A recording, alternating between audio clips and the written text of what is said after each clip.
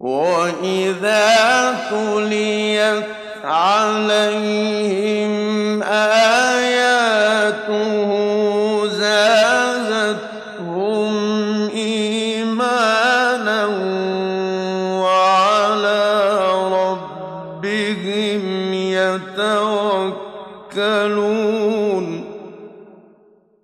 আলহামদুলিল্লাহ রাব্বিল আলামিন ওয়াসসালাতু ওয়াসসালামু আলা আশরাফিল আমবিয়া ওয়া সাইয়্যিদিল মুরসালিন নবিয়িনা মুহাম্মদ ওয়া আলা আলিহি ওয়া আসহাবিহি আজমাইন। সম্মানিত হাজিরিন, আজকে আমাদের তাফসীর শুরু হচ্ছে সূরা ইব্রাহিমের 42 থেকে 52 পর্যন্ত, যেখানে সূরাটি ইনশাআল্লাহ শেষ হয়ে যাবে। আমরা গত সপ্তাহে শুনেছিলাম ইব্রাহিম আলাইহিসসালাম আল্লাহ তাআলার কাছে অনেক শুকরিয়া আদায় করেছেন যে আল্লাহ তাআলা ওনাকে ইসমাইল এবং ইসহাক আলাইহিসসালামের মতো সন্তান দান করেছেন, এবং তিনি দোয়া করেছেন আল্লাহ তাআলার কাছে যে আল্লাহ আমাকে এবং আমার সন্তান সন্ততি ভবিষ্যৎ বংশধরকে আল্লাহ যারা নামাজ কায়েম করে তাদের অন্তর্ভুক্ত করুন। এবং তিনি আল্লাহর কাছে দরখাস্ত করেছেন যে আল্লাহ আপনি আমার দোয়াকে কবুল করুন। সর্বশেষে তিনি সে দোয়ায় উল্লেখ করেছিলেন যে আল্লাহ আমাকে মাফ করে দিন, আমার পিতা মাতাকে মাফ করে দিন, মুমিন মুসলমানদেরকে মাফ করে দিন, যেদিন হিসাব অনুষ্ঠিত হবে হাশরের ময়দানে। ইব্রাহিম আলাইহিস সালামের কথা স্মরণ করিয়ে দেওয়া হচ্ছিল মক্কার লোকদেরকে, যারা ইব্রাহিম আলাইহিস সালামের উত্তরসূরি, তাঁরই বংশধর, কিন্তু তারা দিনের দুশমনি করছে। এত কিছু শোনানোর পরেও তাদের অনেকেরই সম্বিত ফিরে আসেনি, তারা দুশমনি অব্যাহত রেখেছে। রাসূলুল্লাহ সাল্লাল্লাহু আলাইহি ওয়াসাল্লাম কষ্ট হচ্ছে দাওয়াতি কাজ করতে, আল্লাহ তাআলা ওনাকে সান্ত্বনা দিচ্ছেন। এবং শুধু ওনার জন্য নয়, পরবর্তী পর্যায়ে উম্মত এই পরিস্থিতি বহু জায়গায় ফেস করবে, তাদের জন্য আল্লাহ তাআলা সান্ত্বনার কথা রেখেছেন। তাদেরকে আল্লাহ তাআলা নসিহত করেছেন তাদের কি করণীয় আছে। এরকম পরিস্থিতি হবে পৃথিবীর মধ্যে, আল্লাহ পরীক্ষা করবেন আমাদেরকে। তো দুশমনদের ব্যাপারে আল্লাহর ফয়সালা কি? ওয়ালা তাহসাবান্নাল্লাহা গাফিলান আম্মা ইয়ামালুয যালিমুন। যারা জালিম তাদের ব্যাপারে হে নবী আপনি কখনো যেন মনে না করেন যে আল্লাহ তাআলার মধ্যে তাদের ব্যাপারে তেমন কোনো খবর নাই। আল্লাহ তাআলা তাদের ব্যাপারে গাফেল হয়ে আসেন। গাফেল কথাটা তো নেগেটিভ, আরে তুমি এত গাফেল হয়ে গেলা কেমনে? তো আল্লাহ তাআলা বলছেন যে আপনারা আল্লাহকে এত গাফেল মনে করেন না। তো আল্লাহর জন্য গাফেল কথাটা আপনাদের কাছে শুনতে খারাপ লাগে। তো গাফেল শব্দের অর্থটা আসলে কি? মানে যার খবর নাই, কি হচ্ছে না হচ্ছে খবর নাই। তো এই ধরনের লোককে আমরা গাফেল বলি। তো আচ্ছা জানাও নাই হয়তো বা কি কোথায় কি ঘটছে না জানলে তো আমি বেখবর আছি। তো এই যে বেখবর থাকা, যে জানে না দেখে না কি হচ্ছে, খবর নাই, এরকম লোককেও গাফেল বলা হয়। আর নামাজ না পড়ে শুয়ে আসে গাফেল হয়ে গেছে, এই নেগেটিভ সেন্সেও আমরা বলি। কিন্তু আল্লাহ তাআলার সেন্সে এটা নেগেটিভ নয়। তিনি আল্লাহ তাআলা নবী করিম সাল্লাল্লাহু আলাইহি ওয়াসাল্লাম এবং উম্মতে মুসলিমাকে বলছেন তোমরা কেউ মনে করো না জালিমদের বাড়াবাড়ি এত হচ্ছে আর আল্লাহ তাআলা এগুলো কিছু খেয়াল করছেন না। সুবহানাল্লাহ। জালিমদের বাড়াবাড়ি কেমন হয়? দুই রকম জুলুম, একটা হলো আল্লাহর শানে বাড়াবাড়ি করে, আর একটা বান্দার শানে বাড়াবাড়ি করে। আল্লাহর প্রতি জুলুম করে, আল্লাহর দ্বীনের প্রতি জুলুম করে। আসলে আল্লাহ তো কোনোদিন মজলুম নন, কিন্তু মানুষ আল্লাহর শানে যে অন্যায় কাজকর্ম করে, এই করতে গিয়ে সে নিজে জালিম হয়ে যায়। আল্লাহর ইবাদত করে না, আল্লাহর প্রতি ঈমান আনে না। শুধু তাই নয়, আল্লাহর দ্বীনের দুশমনি করে। কোথায় দ্বীন আসে সেটাকে কিভাবে ডুবিয়ে দেবে, এই সারা দুনিয়ায় তো দেখা যাচ্ছে। মানে আল্লাহর দুশমনি চলছে মনে হয় যেন মুসলিম দেশে অমুসলিম দেশে। তো অমুসলিম দেশে দুশমনি হলে তো বোঝা গেল যে কেন তারা করে, কিন্তু মুসলিম দেশে কেন দুশমনি হয়? সুবহানাল্লাহ। যারা এই দিনের দুশমনি করে মুসলিম দেশে, তারাও নিজেদেরকে কি মনে করে? মুসলিম মনে করে। এ কেমন কথা? তুমি যদি মুসলিম হও তো আল্লাহর দ্বীনের কাজ বাড়লে তোমার কষ্ট হয় কেন? তাহলে তুমি নিশ্চয়ই আল্লাহর দুশমন। মক্কার কাফেরগণ যেভাবে দুশমনি করেছে, নবী করিম সাল্লাল্লাহু আলাইহি ওয়াসাল্লামের দ্বীন ইসলামকে তারা বরদাস্ত করতে পারেনি। আজকের জমানায় আমরা দেখি শুধু দ্বীনের কারণে চায়নার, চীনের মুসলিম, উইগুর মুসলিমদেরকে কত লক্ষ মুসলিমকে কনসেন্ট্রেশন ক্যাম্পের মধ্যে আনি ঢুকিয়েছে। তারা যেন কোরআনকে ভুলে যায়, ইসলামকে ভুলে যায়, এবং তাদের বাড়িতে বাড়িতে কোনো জায়গায় কোরআন পাওয়া গেলে তাদেরকে অ্যারেস্ট করা হয়। মাটির নিচে কোরআন লুকিয়ে রেখেছে, লুকিয়ে লুকিয়ে মাঝে মধ্যে চুরি করে পড়ে, এইটা ধরা পড়ে গেছে, তারপরে রেহাই নাই। এত দুশ্মনী, সুবহানাল্লাহ। তো এই যে দুশ্মনীগুলো হয়, এগুলো কি আল্লাহ তাআলা দেখেন না? অবশ্যই দেখেন। তিনি সব কিছু, ইন্নাহু আলা কুল্লি শাইইন রাকিব, তিনি সব কিছুর উপরে পর্যবেক্ষণ করেন, এইভাবে দেখছেন, কোন জিনিস তার দৃষ্টির বাইরে নেই। তো তাহলে দেখলে আল্লাহ তাআলা অ্যাকশন নেন না কেন, শাস্তি দেন না কেন? এটা তো আমাদের মনে প্রশ্ন খালি ঘুর ঘুর করে, এত দেরি করেন কেন? আল্লাহ তাআলা বলছেন, ইন্নামা ইউআখিরুহুম লিয়াউমিন তাশখাসু ফীহিল আবসার। অনেক সময় আল্লাহ তাআলা জালিমকে অবকাশ দেন তার মৃত্যু পর্যন্ত, এর আগ পর্যন্ত আল্লাহ তাকে ধরেন না, কিন্তু মৃত্যুর সময় আল্লাহ ধরে ফেলেন, তখন থেকেই আল্লাহর পাকড়ার মধ্যে সে চলে আসে। এবং সেদিন আখেরাতে তার যে কি অবস্থা হবে, হে নবী আপনি শুনেন। আল্লাহ ইউআখিরুহুম, তাদেরকে সময় দিচ্ছেন, অবকাশ দিচ্ছেন। ওই দিন আল্লাহ তাদেরকে পাকড়া করে ধরবেন। দেখেন আল্লাহ তাআলা সুযোগ দিয়ে যে তারা ইসলাহ করে কিনা, তওবা করে কিনা, আল্লাহর দিনের দিকে আসে কিনা। আল্লাহ সময় দিচ্ছেন, ঢিলা করে দিচ্ছেন। ওই দিন আল্লাহ যদি তারা এভাবে হেদায়েত না নিয়ে আসে, তওবা না করে আসে, তাহলে ধরে ফেলবেন। ওই দিন, যেদিন তাশখাসু ফীহিল আবসার, যেদিন চোখগুলো একদম এরকম করে খোলা হয়ে থাকবে, চোখগুলো আর পাতা নড়াবে না, চোখের পাতা নড়বে না যেদিন, সেদিনের জন্য আল্লাহ তাদেরকে ডিলে করে দিচ্ছেন। চোখের পাতা নড়ে না কোন সময়? প্রচন্ড বিপদের দিকে ধাইয়ে আসছে আমার দিকে কিছু, এরকম করে মানুষ তাকিয়ে থাকে, চোখ দুটো পাতা কি বন্ধ হয়? বন্ধ হয় না। এরকম করে মানুষ যখন প্রচন্ড কিছু ফেস করে, তখন তার চোখটা এরকম করে থাকে, চোখ মনে হয় আর বন্ধ হচ্ছে না ভয়ের কারণে। চোখ উল্টে গেছে, অনেক সময় দেখি আমরা, কোন সময় হয় চোখ উল্টে যায়, এরকম হয় না? এই চোখ উল্টে যাওয়ার মতো অবস্থা হবে, যে কি ভয়ানক পরিস্থিতি তার সামনে আসছে। দুনিয়ার এত মজা তার লাগছে, হায় হায়, দুনিয়া তার হাতের মুঠোয় এসে গেছে, সর্বে সর্বা তার হুকুমে সবকিছু মনে হয় হয়ে যায়। তার ইশারায় কারো জীবন থাকতে পারে, তার ইশারায় কারো জীবন চলেও যায়, এত পাওয়ার তার হাতে আছে। কিন্তু এই লোকের কি অবস্থা হবে কিয়ামতের দিন? হায় হায়, এই ভয়ানক বিপদ দেখে সে যে কি বিপদে আছে, তার চোখ দুটো বন্ধ করতে পারবে না। আরো বলছেন আল্লাহ তাআলা সেই ভয়ানক দৃশ্যের কথা হাসরের ময়দানে, মুহতাঈনা মুকনিঈ রুউসিহিম লা ইয়ারতাদ্দু ইলাইহিম তারফুহুম। মুহতাঈন, তারা খুব মুসরাঈন, খুব দ্রুত, তাদের যে কি তাড়াহুড়া করতে দেখা যাবে যে কিভাবে বাঁচতে পারি বিপদ থেকে, কি করবে না করবে। যখন মানুষের ভিতরে প্রচন্ড বিপদ আসে, তখন সে চিন্তা করে কুইক কোনো ডিসিশন নিতে, যে কোন দিকে দৌড় দিবে, কি করবে না করবে, তাই না? সে আস্তে ধীরে চিন্তা করে নাকি বসে বসে, কোথায় পালাবে, কি করবে, কোন বুদ্ধি করবে, তার ভিতরে এরকম একটা টেনশন কাজ করছে। এর অর্থ হচ্ছে মুহতাঈন, খুব তাড়াহুড়া করতে চাইবে, কিন্তু তাড়াহুড়া করে কোনো দিকে তো আবার রাস্তা খুঁজে পাবে, পালানোর কোনো পথ আছে? ইয়া আল্লাহ, কি যে কঠিন পরিস্থিতি, আল্লাহ তাআলা আমাদের উপর রহম করুন। মুকনিঈ রুউসিহিম, উপরের দিকে উঠাবে, এইভাবে আবার উপরের দিকে উঠাই দেখবে কি হচ্ছে। আল্লাহর হুকুম তো উপরের দিক থেকে আসে, আল্লাহর কাছ থেকে কি আযাব নাজিল হচ্ছে, না কোনো মাপ পাওয়ার কোনো ব্যবস্থা আছে? মাঝে মধ্যে উপরের দিকে ভাবে তাকাবে, জমিনের দিকে তাকাবে না। লা ইয়ারতাদ্দু ইলাইহিম তারফুহুম, আর তাদের এই যে দৃষ্টি, এই দৃষ্টিটা আর নিচে নামবে না, নিজের দিকেও তাকাবে না। ওই যে দৃষ্টি আসে, এই দৃষ্টিকে ফ্যাল ফ্যাল করে তাকিয়ে আছে, বলে বাংলায়, ফ্যাল ফ্যাল করে তাকিয়ে আছে।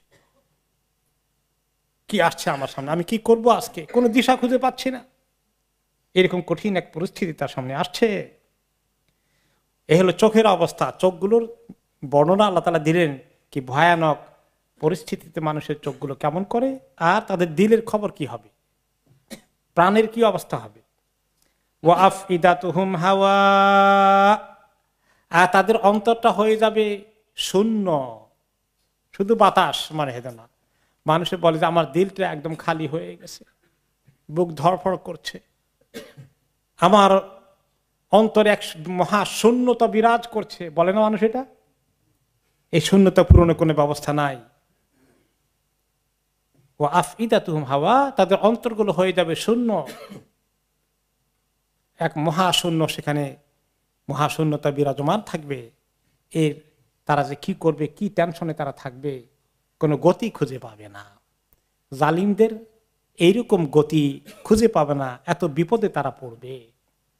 কাজেই আমরা আল্লাহর প্রতি যেন, আল্লাহ দ্বীনের প্রতি কোনো জুলুম যেন না করি, আর মানুষের প্রতিও মানুষ যেন কোনো জুলুম না করে। এই জালিমুনের মধ্যে দোনোটা আছে। আল্লাহর প্রতি জুলুম করলেও, বান্দার প্রতি জুলুম করলেও খবরদার, জুলুম থেকে সাবধান। এই জন্য রাসূলুল্লাহ সাল্লাল্লাহু আলাইহি ওয়াসাল্লাম বলেছেন, ইয়াকুম আয-যুলম, খবরদার জুলুম থেকে সাবধান। আয-যুলমু যুলুমাতু ইয়াউমুল কিয়ামা, কিয়ামতের দিন এই জুলুম তোমার জন্য অন্ধকার নিয়ে আসবে, অন্ধকারে পরে অন্ধকার। ওয়ানযিরিন নাসা ইয়াওমা ইয়াতিহিমুল আযাব, হে নবী মানুষকে সাবধান করেন, তাদেরকে সাংঘাতিক ভয়ানক খবর শোনান, যেদিন আযাব তাদের প্রতি চলে আসবে। কারো কারো মৃত্যুর সময় আযাব শুরু হয়ে যাবে, সাকরাতুল মাউত, জালিমদের জন্য, কাফেরদের জন্য, বেঈমানদের জন্য, এবং তারা অনেক গুনাহগার তাদের জন্য। আবার হাসরের ময়দানে, আবার কবরে যখন যাবে তখনও তাদের জন্য দুঃসংবাদ আছে। আবার যখন পুনরুত্থান করা হবে হাসরের ময়দানে, সেদিনেও দুঃসংবাদ আছে। সাবধান করেন, যেদিন তাদের প্রতি আযাব চলে আসবে, বিশেষ করে হাসরের ময়দানে যখন তাদেরকে পাকড়াও করা হবে হিসাবের জন্য। ফায়াকুলুল লাযীনা যালামু রাব্বানা আখিরনা ইলা আজালিন করিব, তখন যারা জুলুম করেছে, চাই আল্লাহর প্রতি জুলুম করুক আর বান্দার প্রতি জুলুম করুক, এই জালিমগণ বলবে যে হে রব আমাদের, হে আমাদের প্রভু, আমাদেরকে একটুখানি সময় দিন। এটা মৃত্যুর সময় বলবে। ক্বাবলা আন ইয়াতিয়া আহাদাকুমুল মাউত ফায়াকুল রাব্বি লাউলা আখারতানি ইলা আজালিন করিব, হে ইমানদারগণ, তোমরা কি করো? বেশি করে দান খায়রাত করো, আল্লাহকে ভয় করো। তোমাদের মৌত আসার আগে, যখন মৌত তোমরা দেখবে, তখন বলবে ইলা আজালিন করিব, আমাকে একটু ঢিলা করে দিতেন, যদি একটু একটু সময় দিতেন, নির্দিষ্ট একটু সময় পর্যন্ত, বেশি লম্বা হায়াত চাই না, অল্প একটু চাই খালি। তো একটু হায়াত আপনি দিলে, এই মুহূর্তে ছেড়ে দিলে, আমাকে মৌতটা এখন কার্যকরী না করে একটু ডিলে করলে, একটু সময় দিলে আমাকে, আমি কি করব? ফাসাদ্দাক, আমি একটু বেশি করে সাদকা করে আসবো। কেন এত টাকা পয়সা জমা করে রেখে এসেছি, এতগুলো বাড়ি করেছি, এত প্লট কিনেছি, এত ফ্ল্যাট কিনেছি, এতগুলো বিজনেসের পরে বিজনেসের বিশাল নেটওয়ার্ক শুরু করে দিয়েছি, এগুলো সব বেকার হয়ে যাচ্ছে এখন, আমি দেখতে পাচ্ছি। এগুলো আমার কোনো কাজে লাগবে না, আমি কিছু ওখান থেকে এনে জলদি করে কিছু আল্লাহ দান খয়রাত করে দেই, এই দরখাস্ত দিবে। ওয়া আকুম মিনাস সালিহিন, 2 নম্বর দরখাস্ত, যে একটু নেক কর্ম করে আসি, আমি একেবারেই ঠকে গেছি, আমি দুনিয়ার ধোকায় পড়ে গিয়েছি। এরকম আফসোস আমরা কে কে করবো না, আল্লাহই ভালো জানেন। আমাদের নিজেদের কথা চিন্তা করি, যে কি পরিমাণ হায়াতকে কাজে লাগিয়েছি নেক আমল নিয়ে, যে ওই দিন আমার আফসোস করা লাগবে না। আল্লাহ তাআলা আমাদেরকে তৌফিক দিন। এই মৃত্যুর সময় এটা। আবার এর সময় হাসরের ময়দানে একই অবস্থা হবে। সে যখন তাদেরকে জাহান্নামের দিকে নিয়ে যাওয়া হবে, তখন তারা বলবে, অন্য আয়াতে এসেছে, ওয়ালাউ তারা ইয ওয়াকিফু আলান নারি ফাকালু ইয়া লাইতানা নুরাদ্দু ওয়ালা নুকাযযিবা বিআয়াতি রাব্বিনা, আপনি যদি দেখতেন হে নবী, যখন তাদেরকে জাহান্নামের সামনে এনে দাঁড় করানো হবে ফেলে দেওয়ার জন্য, এনে নেওয়া হয়েছে, হায় হায়, তারা আফসোস করে বলবে, হায় আমাদের আফসোস, আমাদেরকে যদি একটুখানি আবার দুনিয়াতে ফেরত দেওয়া হতো, পাঠানো হতো, তাহলে আমরা কোনোদিন আর দিনকে মানতে অস্বীকার করতাম না, আল্লাহর রবকে, আল্লাহর আয়াতগুলোকে মানতে আমরা আর কেউ ইতস্ততা করতাম না।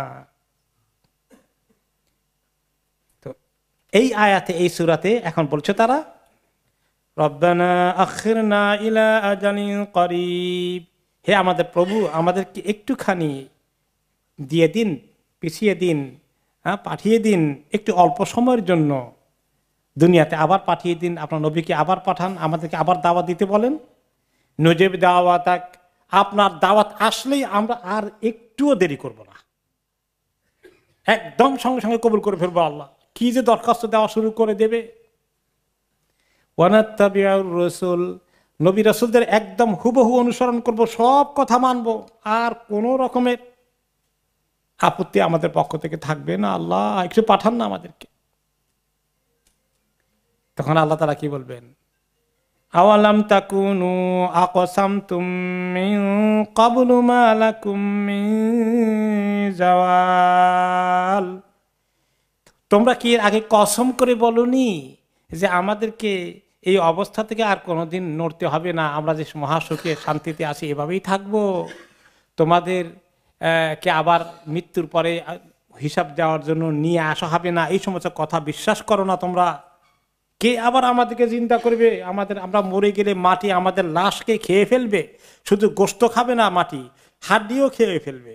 ওয়াহিয়া রামিম, হাড্ডিগুলো পাউডার হয়ে যাবে, আমাদেরকে আবার কে উঠাবে? তোমরা কসম করে বলেছো নো, আমাদের কোনো আখিরাত বলতে কিছু নেই। এরকম করে তোমরা বলেছিলে। তোমাদের ক্ষমতা কখনো শেষ হবে না, সব তোমাদের হাতে এসে গেছে, এইরকম মনে করেছিলে।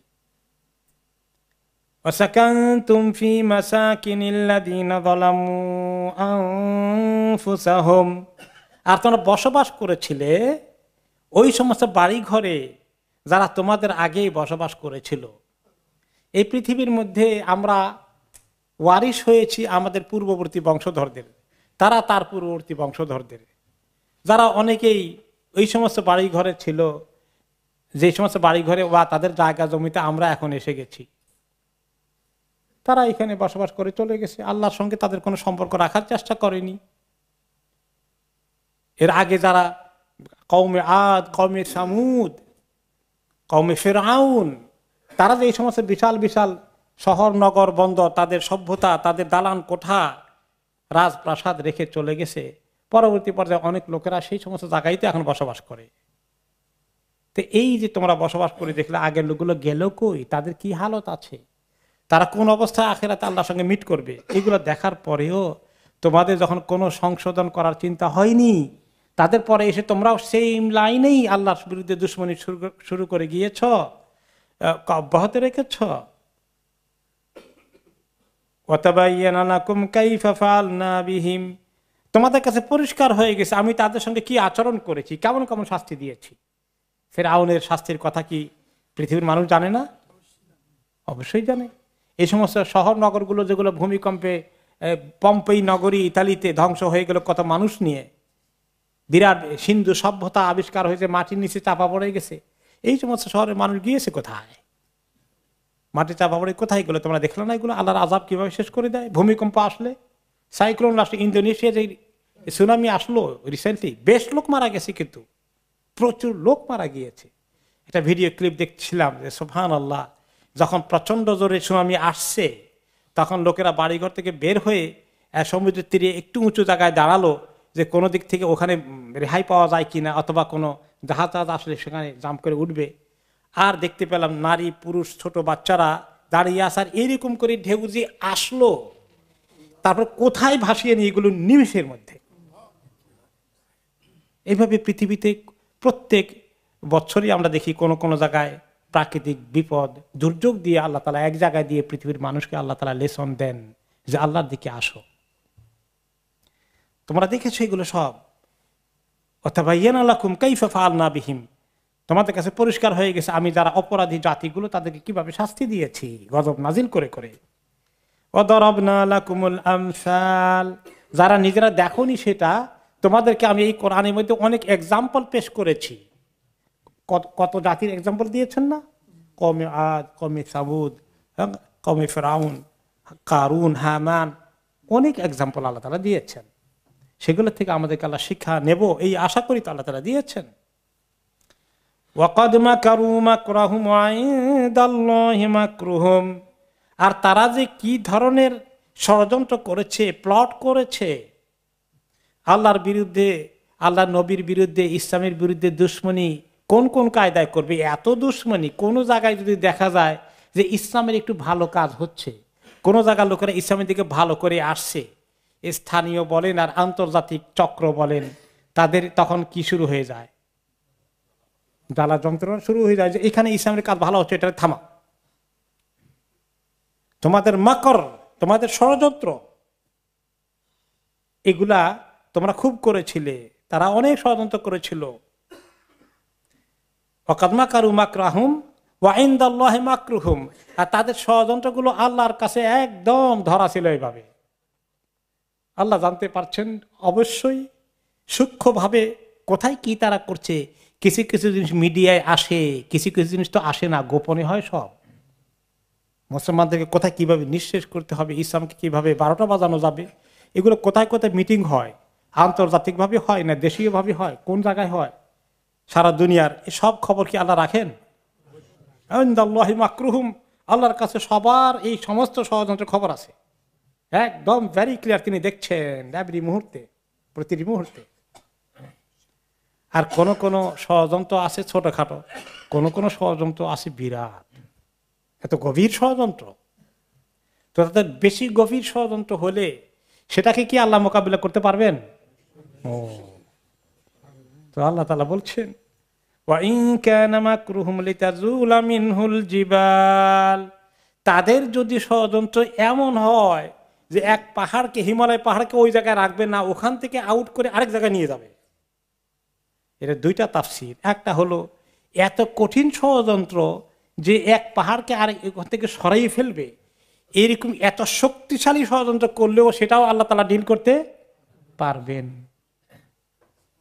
থামাই দিতে পারবেন। ষড়যন্ত্রকারী যে সমস্ত ষড়যন্ত্রকে নস্যাৎ করে দিতে পারবেন, এটা একটা। আরেকটা হলো তাফসীর যে তারা যদি চায় কোনো পাহাড়কে সরাইয়ে দিতে, তারা কি পারবে?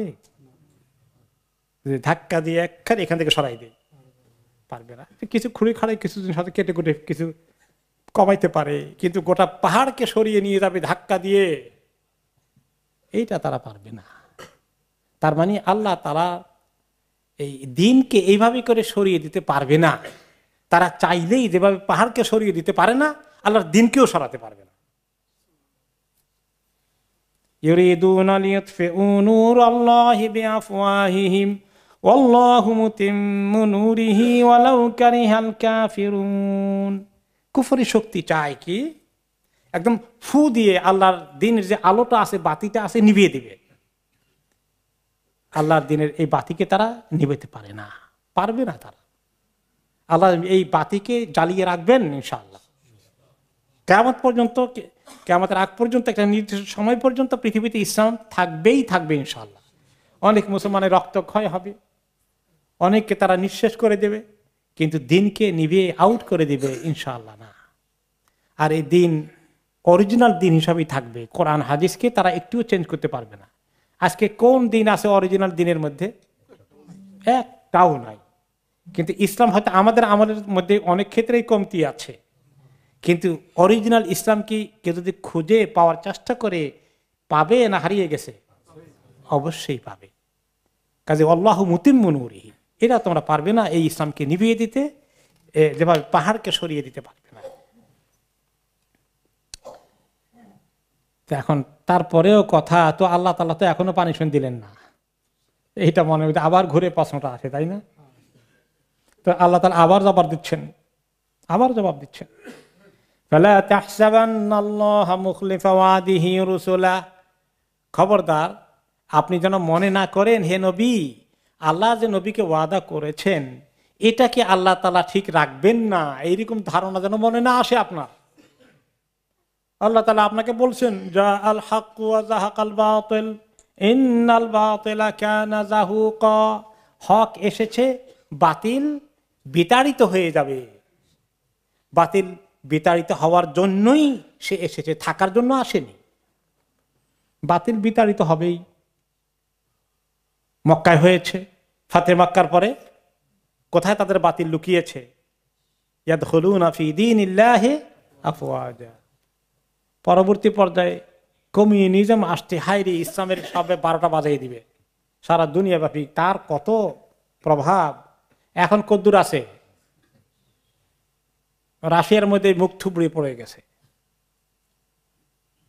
এরকম বিভিন্ন সময় বিভিন্ন আদর্শ, বিভিন্ন সময় বিভিন্ন শক্তি ইসলামকে অনেক ক্ষতিগ্রস্ত করার চেষ্টা করেছে, মুসলমানদেরকে ক্ষতিগ্রস্ত করে, কিন্তু ইসলামকে তারা ক্ষতিগ্রস্ত করতে পারেনি। সেটা আপন জায়গায় আছে, থাকবে। আল্লাহ তাআলা এটাকে এই গ্যারান্টি দিয়েছেন। কিন্তু এক পর্যায়ে আল্লাহ তাআলা দেবেন, যেভাবে মক্কায় দিয়েছেন, ওয়াকানা হাক্কান আলাইনা নাসরুল মুমিনিন। আমাদের দায়িত্ব হচ্ছে মুমিনদেরকে সাহায্য করা। তবে ওই মোমেন্টে হওয়া লাগবে ওয়া আনতুমুল আলাউনা ইন কুনতুম মুমিনিন। তোমাদেরকে আল্লাহ তাআলা সেই শক্তি দেবেন, তোমাদেরকে আল্লাহ রাব্বুল আলামিন বিজয় দান করবেন, তোমাদের হাতকে আল্লাহ উপরে উঠিয়ে দিবেন, তোমাদের শানকে উপরে উঠাই দিবেন, যদি তোমরা সত্যিকার মুমিন হও। মুমিন হওয়ার চেষ্টা করতে হবে, শুধু অভিযোগ করে নয় যে আল্লাহ তাআলা কোনো অ্যাকশন কেন নিচ্ছেন না, আমরা কেন আল্লাহর রহমত থেকে দূরে আছি, হিসাব করতে হবে। আল্লাহর রহমত পাওয়ার জন্য আমাদেরকে কোয়ালিফাই করতে হবে। ইন্নাল্লাহা আজিজুন যু ইনতিকাম। আল্লাহ তাআলা অপরাজিত, তিনি মহাশক্তিশালী এবং তিনি রিভেঞ্জ নিতে, প্রতিশোধ নিতে সক্ষম। আজিজ, যাকে কেউ কোনোদিন পরাজিত করতে পারে না। তিনি মহাশক্তির অধিকারী এবং তিনি যখন তিনি প্রতিশোধ নেবেন, তার এই প্রতিশোধকে কেউ ঠেকাতে পারবে না। হয়তো আল্লাহ তাআলা অনেক সময় দেন, 1 বছরের ভিতরে শেষ করেন না, কোনো সময় 30 বছরও লেগে যায়। আল্লাহর কাছে সেই প্রোগ্রাম ঠিক করা আছে। তার একটু আগেও হবে না শাস্তি, তার পরেও হবে না। এরপরে ফাইনালি দুনিয়াতে যদি নাও হয়, মরেই গেল, জুলুম করতে করতে তার শেষ পর্যন্ত যে মৌত হলো, এই মৌত তার থেকে তার শাস্তি শুরু হয়ে গেল। তারপরে আখেরাতে কি হবে? তাকে দাঁড় করানো হবে আল্লাহর সামনে এমন এক জমিনের মধ্যে। সে আখেরাতের জমিনটা কেমন হবে? ইয়াউমা তুবাদদালুল আরদু গায়রাল আরদি ওয়াস সামাওয়াত। যেদিন এই জমিনকে পরিবর্তন করে দেওয়া হবে, আরেক জমিন তৈরি করা হবে। হাসরের ময়দানে কি এই জমিন থাকবে? এই পাহাড় পর্বত নদী নালা এগুলো থাকবে? এগুলো কিচ্ছু থাকবে না। কুল্লু মান আলাইহা ফান, সব ফানা হয়ে যাবে, শেষ হয়ে যাবে কিয়ামতের মধ্যে। তারপরে যখন সিংহায় দ্বিতীয় ফুঁক দেওয়ার পরে কি হবে? হাসরের ময়দান আসবে, সেটা আরেক জগৎ। এই পৃথিবীও না, এই আকাশও না, এই সাগরও না, এই চাঁদ সূর্যও না, তখন অন্য এক জগৎ। আর গায়রাল আরদি ওয়াস সামাওয়াত, জমিনও আরেকটা, আকাশও আরেকটা। এই আকাশগুলো আর নয়। জমিনের পরিচয় কোন কোন হাদিসে এসেছে বা তাফসিরে এসেছে যে ইয়াউমা তুবাদদালুল আরদু গায়রাল আরদি ওয়াস সামাওয়াত। আয়েশা রাদিয়াল্লাহু আনহা বলেন, এই আয়াতের অর্থ তাফসির আমি জিজ্ঞেস করলাম, সবার আগে আমি জিজ্ঞেস করলাম রাসূলুল্লাহ সাল্লাল্লাহু আলাইহি সাল্লামকে। তখন তিনি বললেন, আমি জিজ্ঞেস করলাম, আইনান নাস ইয়াউমা ইদিন ইয়া রাসূলুল্লাহ। এই যে গায়রাল আরদ, এই জমিন আর থাকবে না, অন্য জমিন। সেটা কোন জমিন, কোথায়, কোথাকার কথা আল্লাহ তাআলা বলছেন? তিনি বললেন, আলাস সিরাত, সবাইকে পোলসিরাতে যেতে হবে, যে সেই পোলসিরাত পাড়ি দেওয়া লাগবে, ওইটার কথা আল্লাহ মিন করেছেন। এই হলো একটা অর্থ, একটা তাফসির এসেছে। আরেকটা তাফসিরে এসেছে সাউবান রাদিয়াল্লাহু আনহু, যিনি নবী করিম সাল্লাল্লাহু আলাইহি ওয়াসাল্লামের কৃতদাস ছিলেন, মুক্ত করে দিয়েছিলেন। তিনি পরে বললেন যে আমি একদিন ছিলাম ইনদা রাসূলিল্লাহি সাল্লাল্লাহু আলাইহি ওয়াসাল্লাম, ওনার পাশেই ছিলাম, নবী করিম সাল্লাল্লাহু আলাইহি ওয়াসাল্লাম পাশে। ফাজাআহু হাবরুম মিন আহবার ইয়াহুদ, ইহুদিদের একজন পণ্ডিত, তাদের তথাকথিত একজন আলেম এসে ওনার কাছে চলে এসে বলল, আসসালামু আলাইকা ইয়া মুহাম্মদ, এ মুহাম্মদ আপনাকে সালাম। কাজে এইভাবে আমরা তো আল্লাহ নবীকে এইভাবে সালাম দেই না। আমি আর সহ্য করতে পারলাম না, তারপরে আমি তার দিলাম জোরে এক ধাক্কা, সে পড়ে যাওয়ার অবস্থা। ফাদাফাতুহু দাফআতান কাদা ইয়াসআউ মিনহা, ফাকালা লিমা তাদফাউনি, আমাকে বলে তুমি আমাকে ধাক্কা দিলা কেন? কুলতু আল্লাহ তাকুলু ইয়া রাসূলুল্লাহ, আমরা তো আল্লাহ নবীকে এইভাবে অ্যাড্রেস করি না, আল্লাহ তাআলা সম্মানের সাথে অ্যাড্রেস করতে আমাদেরকে বলেছেন। হে আল্লাহ নবী, আসসালামু আলাইকা ইয়া রাসূলুল্লাহ, এইভাবে বলতে হয়? তুমি ওনার নাম ধরে এইভাবে বলছো, তোমার আদব টাদব নাই? আল্লাহ তাআলা শিখিয়েছেন আমাদেরকে আদব করতে। সে তখন ইহুদি লোকটা বলল, ইন্নামা নাদউহু বিসমিহিল্লাযী সাম্মাহু বিহি আহলু, আমি তো তাকে ওই নামে ডাকলাম যে নামে তার পরিবার তাকে নাম রেখেছিল মুহাম্মদ, আমি তো উল্টাপাল্টা কোনো নাম দেইনি, ওই নামটাই ধরেই তো ডাকছি। তো নবী করিম সাল্লাল্লাহু আলাইহি ওয়াসাল্লাম শুনলেন, দেখলেন, দেখে বললেন, থামালেন সাবানকে, অসুবিধা নাই, ইন্না ইসমি মুহাম্মদ আল্লাযী সাম্মানি বিহি আহলি, অসুবিধা নাই, আমার নাম তো মুহাম্মদ, আমার পরিবার রাখছে, ডাকুক না সে, তুমি এটা নিয়ে এত অস্থির হয়ে গেছে কেন? ওনাকে থামিয়ে দিলেন। এখন ইহুদিটা বলল, হাইসু জিতু আসআলুকা, আমি কি আপনাকে একটু প্রশ্ন করতে পারি যে উদ্দেশ্যে এসেছি? নবী করিম সাল্লাল্লাহু আলাইহি ওয়াসাল্লাম বললেন, আইয়ান ফাউকা শাইআন ইন হাদাসতুকা। তারপরে নবী করিম সাল্লাল্লাহু আলাইহি ওয়াসাল্লাম বললেন, আমি যদি কিছু তোমাকে বলি, এটা কি তোমার কোনো কাজে দেবে? তো লাভ হবে কিছু? মানে তুমি কি কোনো পজিটিভ নিয়াতে আসছো? তখন সে বলল, ফাকালা আসমাউ বিউযনি, আমার দুই কান দিয়ে শুনবো আমি। ভিতরে ঢুকাবে কিনা সেটা তো আল্লাহই ভালো জানে। কি কায়দা করে উত্তর দিল দেখেন। ওকে, ফানাকাতা রাসূলুল্লাহ সাল্লাল্লাহু আলাইহি ওয়াসাল্লাম বিউদিন মাআহু, নবী করিম সাল্লাল্লাহু আলাইহি ওয়াসাল্লাম সাথে একটা হাতে লাঠির মতো একটা কি ছিল, আমরা করে মাটিতে উনি একটু ধাক্কা দিলেন তার উত্তরটার কায়দা শুনে। এরপরে বললেন, সাল, তুমি জিজ্ঞেস করো, কি জিজ্ঞেস করতে চাও? ইহুদি বলল, আইনা ইয়াকুনুন নাস ইয়াওমা তুবাদদালুল আরদু গায়রাল আরদ, তুবাদদালুল আরদু গায়রাল আরদি ওয়াস সামাওয়াত, যেদিন এই জমিন আর থাকবে না, অন্য জমিনে পরিবর্তিত রূপান্তরিত হয়ে যাবে, আর আকাশগুলো আর এই আকাশ থাকবে না, অন্য আকাশে রূপান্তরিত হয়ে যাবে, সেদিন মানুষ কোন হালতে কোথায় থাকবে? তাহলে সেদিনটা কি হবে? তিনি বললেন, হুম ফি যুলমাতে দুনাল জাসার, যে তারা তখন অন্ধকারে ওই সিরাত যে পুল পাড়ি দিতে হবে, ওইখানে গিয়ে তারা থামবে। তারপরে তিনি বললেন যে এই পুল পাড়ি দেওয়ার জন্য কাদেরকে প্রথমে, ফামান আউয়ালুন নাস ইজাজাতান, কারা প্রথম এই পুল পাড়ি দেওয়ার জন্য পারমিশন পাবে, নিরাপদে পাড়ি দিয়ে পার হয়ে যাবে?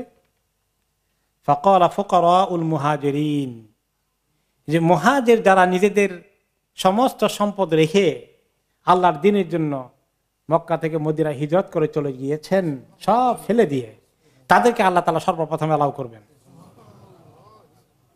ফাকালাল ইয়াহুদি ফামা তুহফাতুহুম হিনা ইয়াদখুলুনাল জান্নাহ, জান্নাতে ঢুকলে তাদেরকে কোন মেহমানদারি দিয়ে, কোন খাবার দিয়ে সর্বপ্রথম মেহমানদারি করা হবে? কলা জিয়াদাতু কাবেদিন নুন, এই যে মাছের কলিজার ছোট্ট অংশটা, কলিজার বড় অংশ আছে, তার পাশে ছোট্ট আরেকটু অংশ আছে, ওইটা বোধহয় বেশি ভ্যালুয়েবল, ওটার প্রোটিন ভালো। ওই ছোট্ট মাছের বড় কলিজার পাশে ছোটটা দিয়ে আল্লাহ তাআলা প্রথমে আমাদের স্টার্টার দেবেন। আল্লাহ মারযুকনা, আল্লাহ মারযুকনা, আল্লাহ জাআলনা মিন ইবাদিকাল লাযিনা ইয়াসআদুনা বিদুখুল ফিল জান্নাহ বিগাইরি হিসাব। তো এই মেহমানদারি প্রথমে হবে। তো তারপরে 3 নম্বর প্রশ্ন করলো, ফামা গাযাউহুম ফি আসারিহা, তো স্টার্টারের পরে কোন খাবার সাপ্লাই করা হবে, মেইন ডিশ কোনটা আসবে? ক্বালা ইউনহারু লাহুম সাউরুল জান্নাহ আল্লাযী কানা ইয়াকুলু মিন আতরাফিহা। সুবহানাল্লাহ, জান্নাতের এই সুন্দর ঘাসগুলোর মধ্যে চড়িয়েছে এই রকম খুব মার্কামারা যে বলদগুলো আছে, ষাঁড়গুলো আছে, এগুলাকে জবাই করা হবে তাদেরকে মেহমানদারি প্রধান মিল হিসাবে, এগুলোর গোশত সাপ্লাই দেওয়া হবে, এগুলো গোশত দিয়ে মেহমানদারি করা হবে। তারপরে প্রশ্ন করলো, ফামা শারাবুহুম আলাইহি, এবার পানীয় কি দেওয়া হবে, ড্রিঙ্ক কোনটা দেওয়া হবে? ক্বালা মিন আইনিন ফিহা তুসাম্মা সালসাবিলা, সালসাবিল নামে যে কি সুন্দর ঝর্ণা ধারা আছে, সেখানকার ফ্রেশ ওয়াটার তাদেরকে সাপ্লাই দেওয়া হবে। দুনিয়ার মধ্যে যত রকম পানি আছে, সবচেয়ে ভালো পানি কোনটা? একটা জমজম তো হলো যে একটা রেয়ার জিনিস, সেটার সঙ্গে তো সব জায়গায় নাই। ওইটা বাদ দিলে আর দুনিয়ার যত রকমের পানি আছে, সবচেয়ে ফ্রেশ পানি কোত্থেকে আসে? মেবি বৃষ্টির পানি, গুড। কিন্তু বৃষ্টির পানি মাঝে মাঝে আকাশে ধুলিময় থাকে, ধুলা লেগে যেতে পারে। ঝর্ণার পানি, ঝর্ণার পানি যদি আপনি দেখেন, সুবহানাল্লাহ। আমি বজনিয়া গিয়েছিলাম, ইয়া আল্লাহ, এমন দৃশ্য আমি জীবনে দেখিনি। পাহাড়ের নিচের থেকে এত বড় বিশাল মানে ঝর্ণা ধারা, যে একটা ছোটখাটো নদী হয়ে গেছে, এরকম সাদা, এত স্বচ্ছ, এত সাদা, বরফগুলো যখন পড়ে এই মনে হয় তার চেয়েও বেশি সাদা। তো এগুলো সবচেয়ে স্বচ্ছ পানি। তো আল্লাহ তাআলা তাদেরকে এই যে আইন থেকে পানি দিবেন, ঝর্ণার পানি দিবেন ফ্রেশ। নদী নালার পানি তো কিছুটা পুরনো হয়ে যায়, এটা ফ্রেশ ওয়াটার আসছে ঝর্ণা থেকে, এটা দিয়ে পানীয় দিবেন। এখন সেই লোকটা ইহুদি এই উত্তর শুনে বলল, সাদাকতা, ঠিকই বলেছেন, ঠিক বলেছেন।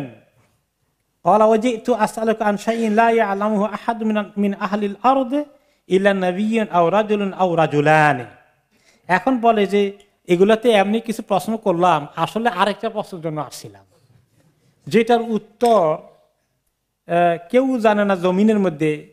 একজন নবী অথবা একজন মানুষ অথবা ম্যাক্সিমাম দুইজন মানুষ জানে শুধু তার উত্তর। সেটা কি? তিনি বললেন, আমি যদি এইটারও উত্তর দেই, তাহলে কি এটা তোমার কোনো কাজে আসবে, কোনো কাজে লাগবে? তার মানে তুমি কি ঈমান আনবা? এইটার উত্তর সে কি দিল? কলা আসমা বিউযুনি, আমার দুই কান দিয়ে শুনবো। এখন বলে, কলা যে একটু আসআলুকা আনিল ওয়ালাদ, এই যে বাচ্চা আসে মায়ের পেট থেকে, তার সম্পর্কে একটা প্রশ্ন আছে, যে বাচ্চা কার প্রভাবে ছেলে হয় কেমনি, মেয়ে হয় কেমনি, কোন টেকনোলজির কারণে, কোন প্রক্রিয়ার কারণে পেট থেকে ছেলে হয়ে আসে, আর কোন প্রক্রিয়ার কারণে মেয়ে হয়ে আসে। সবই তো হয় আল্লাহর হুকুমে, কিন্তু পেটের ভিতরে এটার ফাংশন তৈরি হওয়ার জন্য তো কিছু মেকানিজম আল্লাহ ঠিক করে রাখছেন। সেই মেকানিজমটা কি, ওইটা জানতে চায়। তখন তিনি বলেন, মা উর রাজুলি আবিয়াদ ও মা উল মারআতি আসফার, যে পুরুষের থেকে যে মনি আসে, যে পানি আসে, সেটার কালার হয় সাধারণত একটু সাদা, ঘোলা পানি, একটু সাদা কালার। ও মা উল মারআতি আসফার, আর মহিলার থেকে যে পানি নির্গত হয়, যে মনি আসে, সেটা কিছুটা হলদে, একটু হলদে আকারের হয়, হলদে কালারের হয়, একটু হলুদ কালারের হয়। ফাইজা ইজতামা, আর এই দুইটাই যখন মিশ্রিত হয়, এই পুরুষের মনি থেকে নেওয়া মহিলার এখান থেকে ডিম এসে দুইটার মধ্যে যখন এই মিশ্রণ ঘটে, তখনই তো সন্তান কনসিভ করে, তাই না? তিনি বললেন যে এখন এই দুইটা যখন একসঙ্গে মিশ্রিত হয়, হলে ফাআলা মানিউর রাজুলি মানিয়াল মারআ কানা যাকারান বিইذنিল্লাহি তাআলা, ফাইদা আলা মানিউর রাজুলি মানিয়াল মারআতি কানা যাকারান বিইذنিল্লাহি তাআলা। যদি ওই দুইটা মিশ্রণ হওয়ার সময় যদি পুরুষের মনিটা উপরে উঠে, অথবা এই আলা দ্বারা উপরে উঠা বোঝায়, আলা দ্বারা ডমিনেন্ট হওয়া বোঝায়, যেটা মোর পাওয়ারফুল হয়ে যায়, সেটা যদি হয়ে যায় পুরুষেরটা পাওয়ারফুল হয়, উপরে উঠে এইটা বেশি প্রভাব বিস্তার করে, তাহলে হয়ে যাবে সন্তান ছেলে। ওয়াইদা আলা মানিয়ুল মারআতি মানিয়ার রাজুলি কানা উনসা বিইذনিল্লাহ, আর যদি মহিলারটা উপরে উঠে যায় বা সেটাই শক্তিশালী হয়, ডমিনেন্ট হয়, তাহলে ওই সন্তান হবে কি? মেয়ে। ক্বাল আল ইহুদি লাকাদ সাদাকতা, ইহুদি বলে ঠিকই তো উত্তর দিয়েছেন। ওয়া ইন্নাকা লানাবিয়্যুন, ও নিশ্চয়ই আপনি নবী। সুম্মান সারাফা, তারপরে চলে গেল, ওই দুই কান দিয়ে শুনছে, ভিতরে ঢুকবে না। এখন আমাদের চিন্তা, আমরা কোরআন হাদিসের কথা শুনি আর বলি, যদি জবান আর কান পর্যন্ত থাকে ভিতরে যদি জায়গা না পায়, তাহলে আল্লাহুম্মা ইন্না নাউযু বিকা মিন ইলমিন লা ইয়ানফাউ ওয়া মিন কলবিন লা ইয়াখশাউ ওয়া মিন নাফসিন লা তাশবাউ ওয়া মিন দাওয়াতিন লা ইসতাজাবু লাহা। আল্লাহ, আপনার কাছে ওই ইলম থেকে পানা চাই যে ইলম কোনো ফায়দা দেয় না, আমার ভিতরে আমলের কোনো কাজ করে না। আল্লাহ, এরকম আমাকে মাহরুম করেন না। আমাকে যদি ইলম দেন, ইলমের কথা বলার, শোনার, জানার তৌফিক দেন। আল্লাহ আমাদেরকে যেন আমলের তৌফিক দেন। নবী করিম সাল্লাল্লাহু আলাইহি ওয়াসাল্লাম তখন মন্তব্য করলেন সে লোক চলে যাওয়ার পরে, লাকাদ সাআলানি হাযা আনিল্লাযী সাআলানি আনহু ওয়া মা লি ইলমুন বিশাইইন মিনহু হাত্তা আতানি আল্লাহু বিহি। তিনি বললেন, শোনো, এই সে যে প্রশ্নগুলো আমাকে করেছে, যে প্রশ্নগুলো করলো, আমার একটা প্রশ্নের উত্তর জানা ছিল না, কিচ্ছু জানতাম না আমি এগুলো। সে প্রশ্ন করলো, আমার আল্লাহর পক্ষ থেকে আল্লাহ তাআলা আমাকে জবাব দিয়ে দিলেন। এর আগ পর্যন্ত আমি জানতাম না এগুলো কিচ্ছু। আর এই যে তুবাদ্দালুল আরদু গায়রাল আরদ, জমিনটা কেমন হবে, আরেকটি হাদিসে এসেছে। আমর ইবনে মাইমুন রাহমাতুল্লাহ আলাইহি তার তাফসিরে বলেছেন যে আরদুন কাল ফিদ্দাতিল বাইদাই নাকিয়াতান, রূপার পরিষ্কার রূপার মধ্যে যদি কোনো কিছু না থাকে, কিছু মিশ্রণ না থাকে, একদম ধবধবে সাদা, এইরকম হবে জমিনটা একদম ক্লিন থাকবে, কোনো ময়লা থাকবে না।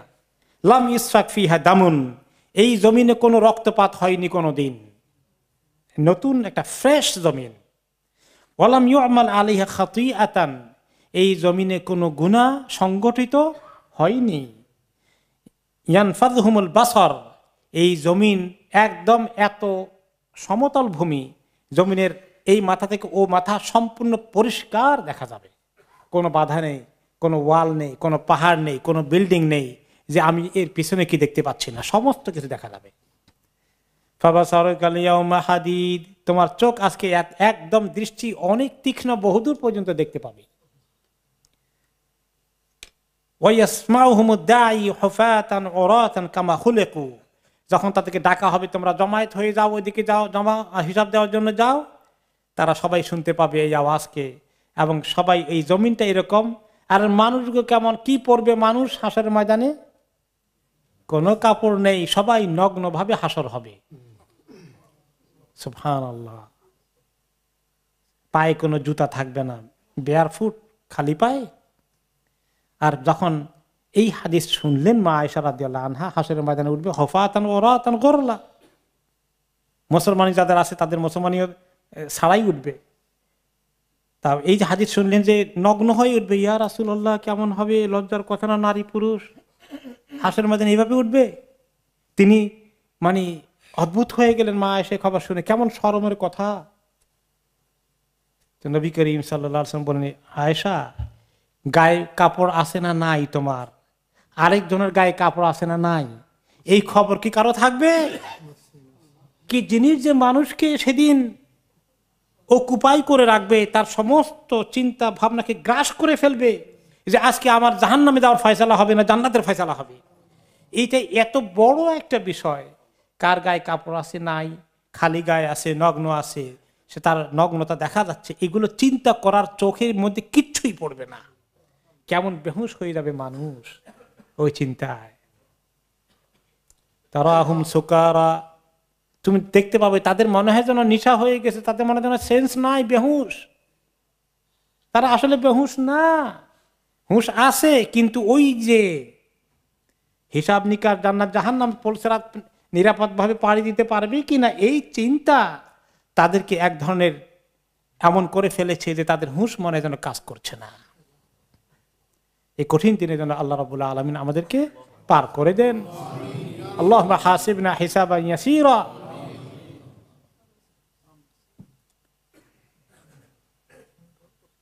এরপরে আল্লাহ তাআলা বলছেন, ওয়াবারাজু লিল্লাহিল ওয়াহিদিল কাহ্হার, সবাই প্রকাশিত হয়ে যাবে, সবাই চলে আসবে সে আল্লাহ যার নিয়ন্ত্রণে সবকিছু রয়েছে, যিনি সবকিছুকে নিয়ন্ত্রণ করেন, সেই আল্লাহর কাছে সবাই হাজির হওয়া লাগবে।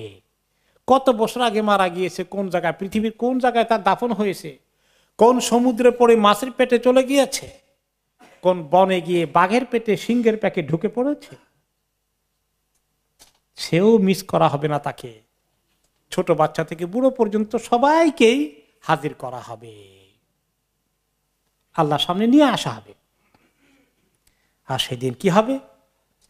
ওয়াতারাল মুজরিমিনা ইয়াওমাইদিন মুকাররানিনা ফিল আসফাদ, যারা বড় বড় অপরাধী, ক্রিমিনাল, বড় বড় কবিরা গুনাহ, কুফরি, শিরক, খুন খারাপি, এই সমস্ত বড় বড় অন্যায়ের সঙ্গে জড়িত ছিল, তাদেরকে শুধু এমনি উঠানো হবে না, তাদেরকে বাঁধা হবে শিকল দিয়ে, হাত পা সব বাঁধা অবস্থায় উঠবে, এবং যে শয়তান তার কারিন ছিল ওই শয়তান সহকারে একসঙ্গে বাঁধা হয়ে হাসরের ময়দানে উঠবে।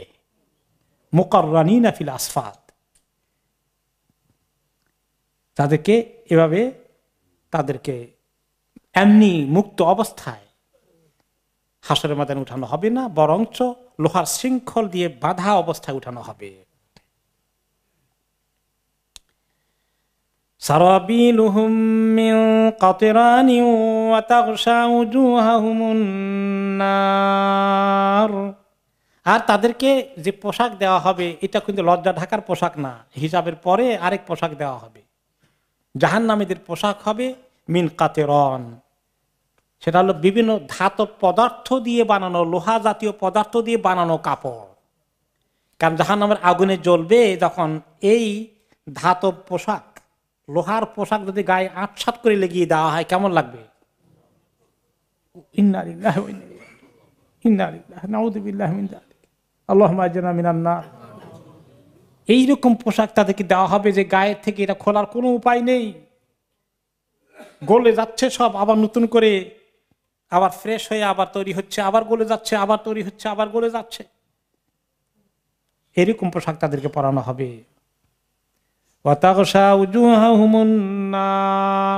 আর তাদের চেহারাকে আগুন একদম ঢেকে ফেলবে। মানুষ সবার আগে যদি আগুন তার দিকে আসে, আগে কোনটা বাঁচাতে চায়? এই ফেসটা বাঁচাতে চায়। কোনো দিকে আক্রমণ করলেও তাকে কি করে? ফেসটা বাঁচায়, মুখটা বাঁচায়, এইটাকে আগুন ধরবে ভালো করে। আর সেই ফেসের মধ্যে আগুনের কষ্টটা যে কত কষ্ট হবে।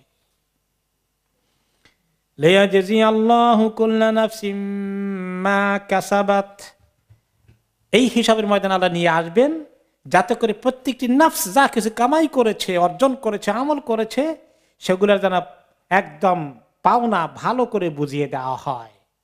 নেক আমলের পাওনাও নেককারদেরকে বুঝিয়ে দেওয়া হবে, কোনো কিছু জুলুম করা হবে না। আর যাদের অপরাধ করেছে, গুনাহ করেছে, তাদের পাওনাগুলো তাদেরকে 16 আনা বুঝিয়ে দেওয়া হবে।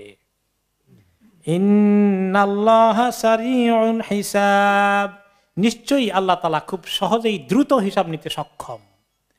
এত মানুষের হিসাব কেমনে নিবেন? আল্লাহ তাআলার কাছে এটা কোনো কঠিন বিষয় নয়। একটি হাদিসে এসেছে, আবু মালিক আল আশআরী রাদিয়াল্লাহু তাআলা আনহু বলেন, মুসনাদ আহমদে হাদিসটি এসেছে, قال رسول الله صلى الله عليه وسلم أربع في أمتي من أمر الجاهلية لا يتركونهن, আমার উম্মতের কিছু লোক 4টি কাজ করবে, জাহিলিয়তের কাজ, খুবই খারাপ কাজ, এটা ইসলামের কাজ নয়, কিন্তু এরপরে আমার উম্মতের অনেকেই এগুলা করতেই থাকবে, এগুলা ছাড়বে না, করেই ছাড়বে। কি কি? আল ফখরু বিল আহসাব, বংশের বড়াই। বংশের বড়াই আছে কিনা? কেমন আছে? মাশাআল্লাহ। নহে আশরাফ যার আছে শুধু বংশের পরিচয়, সেই আশরাফ জীবন যাহার পুণ্য কর্মময়। ইসলামী কবি ফরুক আহমদ রাহিমাহুল্লাহ এই কথাটা বলেছেন। নহে আশরাফ যার আছে শুধু বংশের পরিচয়, সেই আশরাফ জীবন যাহার পুণ্য কর্মময়। আল ফখরু বিল আহসাব, এটা হলো বংশের বড়াই করবে অনেকেই, উম্মত করেই ছাড়বে, ঠিকই করে।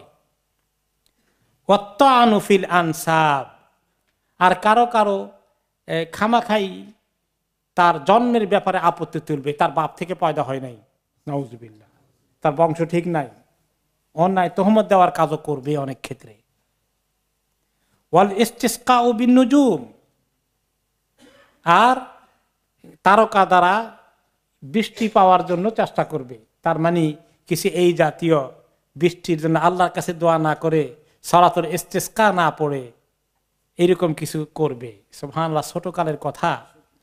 আমি যখন প্রাইমারি স্কুলে পড়ি, আমার বয়স বোধহয় ক্লাস 2-3 পড়ি বোধহয়, তখন আমরা দক্ষিণবঙ্গে থেকে উত্তরবঙ্গে ছিলাম আমাদের পারিবারিকভাবে সবাই। সেখানে অনেক দিন থেকে অনাবৃষ্টি।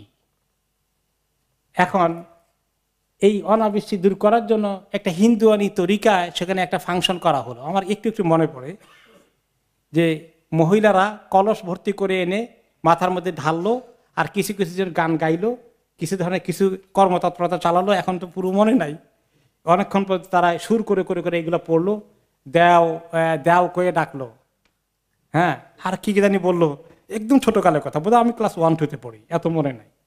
অনেকক্ষণ ডাকাডাকি করলো এগুলো বৃষ্টির জন্য। তো এই যে সামান্য কিছু আমরা দেখেছি, আরব দেশে এগুলো অনেক ছিল, তারা বৃষ্টির জন্য বিভিন্ন রকমের পূজা করত। তো এই উম্মতের মধ্যে এই জাতীয় কিছু কিছু কোনো কোনো জায়গায় ঘটে যাবে। ওয়া নিয়াহাতু আলাল মাইয়িত, আর বিশেষ করে আরেকটা কমন, সেটা হলো কেউ মারা গেলে বিলাপ করা, জোরে জোরে চিৎকার করে কান্নাকাটি করা, দিনের পর দিন কাঁদতে থাকা, সুর করে করে কাঁদা। এগুলো কি আছে মুসলমানদের মধ্যে? আমাদের মহিলাদেরকে আল্লাহ তাআলা বুঝ দান করো। আর এটা যদি কেউ করে,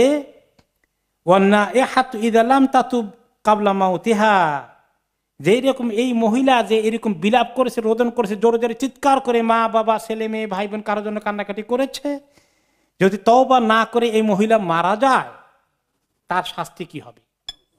তুকামু ইয়াউমাল কিয়ামাতি ওয়া আলাইহা সিরবালুম মিন কাতরান ওয়া দিরউন মিন জারব।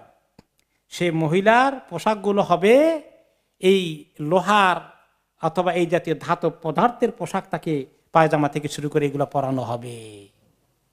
আমাদের মা বোনদেরকে হুঁশিয়ার করতে হবে, আল্লাহ তৌফিক দান করুন।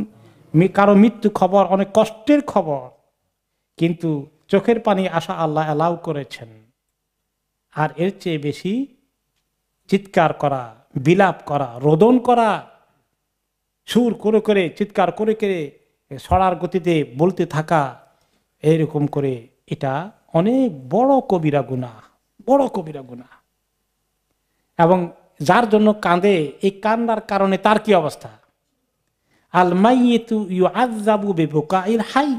একটা হাদিসে রাসূলুল্লাহ সাল্লাল্লাহু আলাইহি ওয়াসাল্লাম বলেছেন যে যখন জীবিতরা কাঁদতে থাকে, এই কারণে মাইয়িতের শাস্তি হতে থাকে। এখন আমরা যদি এটা না শিখাই, না বলি, তাহলে আমাদের পরিবারের সদস্যরা যদি আমাদের জন্য বিলাপ করে, রোদন করে, চিৎকার করে কাঁদে, তাহলে আমাদের ফায়দা হবে নাকি? শাস্তি হয়ে যাবে। তখন কেউ কেউ বলবে না, আহারে এই বেচারা মারা গেল, এখন এদের কান্নার কারণে শাস্তি পাবে, তার দোষটা কি? প্রশ্ন আসে না? আসে। তার দোষ হলো সে যদি তাদেরকে না শিখায়, ওসিয়ত না করে যায় যে আমি মরে গেলে তোমরা এরকম করে কাঁদবা না, তাহলে আমার আযাব হবে, সাবধান সাবধান, এই কাজ করো না, এটা যদি না বলে যায়, না বলার কারণে তার শাস্তি হবে। আর যে মা বাবা বলে গিয়েছে ছেলে মেয়েদেরকে, দেখো আল্লাহর হুকুম হলে যদি আমি চলে যাই কোনো দিন, আমার জন্য এরকম রোদন করো না, বিলাপ করো না, এরকম উচ্চ স্বরে চিৎকার করে কান্নাকাটি করো না, তাহলে ওলামায়ে কেরাম বলেছেন, সালফে সালেহিন ইমামগণ বলেছেন যে আল্লাহ তাআলা এই জন্য তাকে শাস্তি দেবেন না, ওদেরকে শাস্তি দিবেন শুধু। এখন ঘরে বাড়িতে গিয়ে ওসিয়ত করা দরকার আছে কিনা? আল্লাহ তাআলা আমাদেরকে ওসিয়ত করার তৌফিক দান করুন।